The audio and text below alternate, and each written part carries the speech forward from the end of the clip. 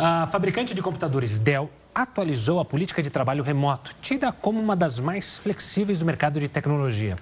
Agora, as regras ficaram mais rígidas e causaram polêmica. Segundo informações vazadas, funcionários da empresa que optarem por permanecer em trabalho remoto integral, ou seja, todos os dias da semana, não estarão aptos para mudanças de trabalho ou mesmo para disputar promoções. Para os trabalhadores da companhia, a outra opção é o modelo híbrido de trabalho, no qual a gigante da tecnologia considera que seja de pelo menos 39 dias presenciais em um trimestre, algo como 3 vezes durante a semana. Ainda sobre esse assunto, nós recebemos a Cláudia Abduad Securato, advogada especialista em Direito dos Negócios e sócia do Securato Abduad Advogados. Olá, Cláudia, seja muito bem-vinda ao Jornal da Record News. Boa noite a todos, eu agradeço o convite para falar desse tema tão importante, né, e tão controverso que está sendo o trabalho em home office nesse momento. Exatamente, Cláudia, o que está acontecendo? As grandes empresas, elas estão mudando de ideia, mudando de postura, porque quando milhões de pessoas, não só no Brasil, como no mundo todo, começaram a trabalhar em home office por conta da pandemia, muito se falava que essa seria agora a nova cultura, a nova forma de trabalho. Muitos empregadores estão mudando de ideia?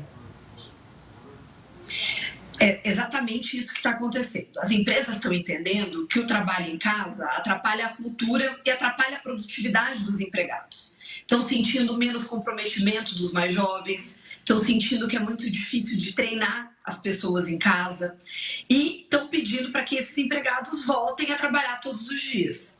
E está tendo um grande conflito, porque as pessoas que prezam pela qualidade de vida estão gostando de trabalhar em casa, estão felizes com o trabalho em casa. Então, as empresas e os empregados estão se desentendendo. Muitas empresas que pediram para os seus empregados voltarem para o trabalho presencial, perderam um número grande de empregados. Muitos empregados pediram demissão e falaram, olha, para voltar e para trabalhar todos os dias presencial, eu não fico mais aqui.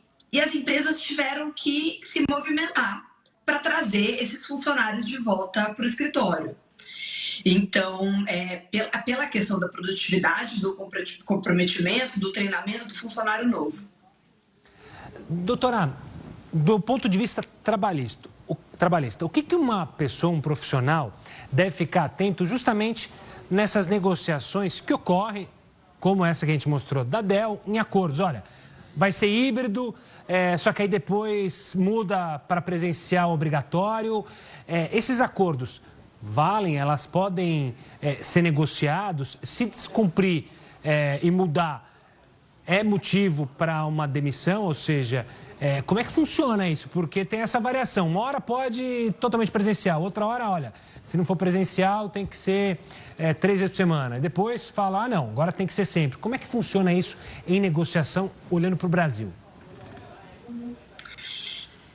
A legislação trabalhista é muito protetiva ao empregado. É muito rígida e muito complexa. Então, existe um risco grande de ficar mudando as regras do jogo.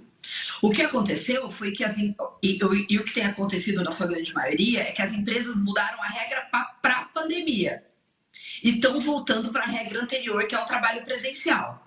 Então, você tem que ficar muito atento quando você é contratado para trabalhar na empresa, qual que é a forma, como que as pessoas estão trabalhando naquele lugar, qual é a regra daquele lugar, e ver se você está disposto a aceitar.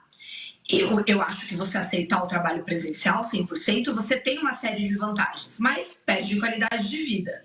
Então, você tem que ter uma noção do que você espera como carreira, um autoconhecimento para ver do que você está disposto a abrir mão, né, na hora que você for optar pelo trabalho em casa ou pelo trabalho presencial. Agora, essa mudança de regra, cada dia ser de um jeito, ou essa mudança de regra corriqueira, não é válida, vai ser revista aí, eventualmente numa ação ou no questionamento judicial. É bastante complicado, né? Porque a gente também viu que muita gente mudou de São Paulo, por exemplo. Foi morar em outros lugares. Então, e agora? Agora eu tenho que vir presencial? Como que eu faço? Eu nem casa, mas em São Paulo tenho. Então, a gente está vendo bastante conflito e bastante confusão nesse tema do trabalho em casa, sim. Doutora, pegando esse gancho também da Del e sobre essas questões trabalhistas, até do lado do empregador e do empregado, é possível ter funcionários que fazem o mesmo trabalho, basicamente, ou seja, hierarquicamente, estão na mesma linha, um fazendo presencial, o outro fazendo híbrido e um outro fazendo teletrabalho? Ou isso também pode gerar problema?